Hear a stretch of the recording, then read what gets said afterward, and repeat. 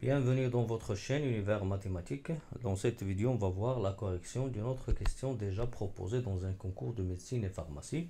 Dans cette question, on considère le nombre complexe z qui est égal à 1 plus i l'exponentielle i θ sur 2 avec θ appartient à l'intervalle moins pi pi. Et bien sûr, la question ici, on veut déterminer la valeur du module de z. Est-ce que c'est la réponse A, B, C ou D? Normalement, on va commencer par z. Z, c'est quoi? C'est 1 plus i l'exponentielle i θ sur 2.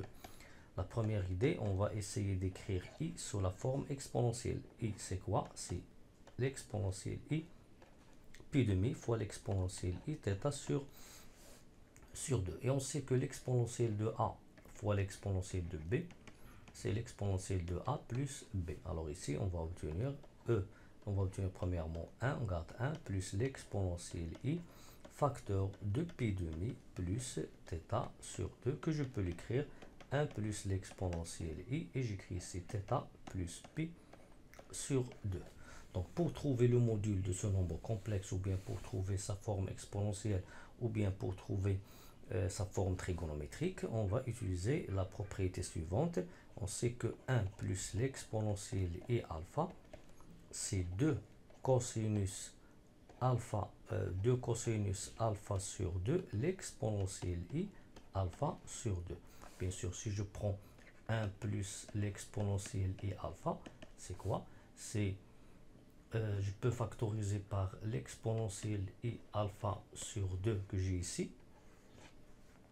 Facteur, pour avoir le 1, je vais prendre l'opposé ici, l'exponentielle moins i alpha sur 2, plus ici, il reste l'exponentielle i alpha sur 2. Donc lorsque je développe, je trouve le même résultat, 1 plus ei alpha.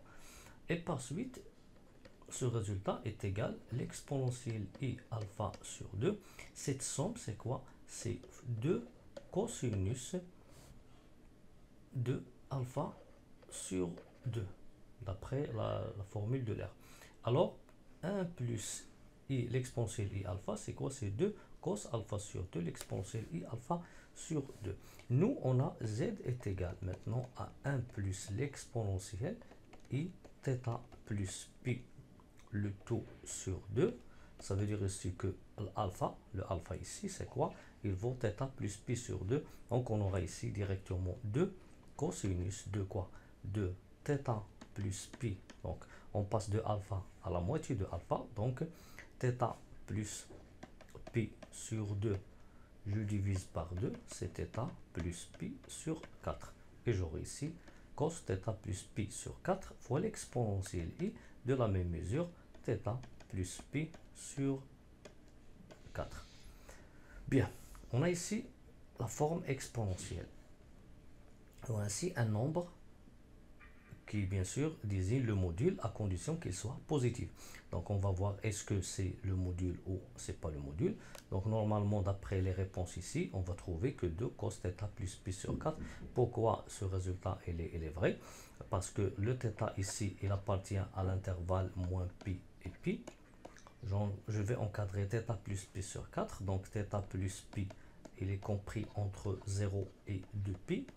θ plus pi, le tout sur 4, il est compris entre 0 et 2 pi sur 4 qui est égal à pi demi. Alors, le cosinus de θ plus pi sur 4, puisque θ compris entre 0 et pi demi, cosinus il est positif, puisque 2 cosinus de θ plus pi sur 4 il est strictement positif. Alors, dans ce cas, le module de z, c'est 2 cos de θ plus pi sur 4. Alors, la réponse correcte, c'est la réponse C.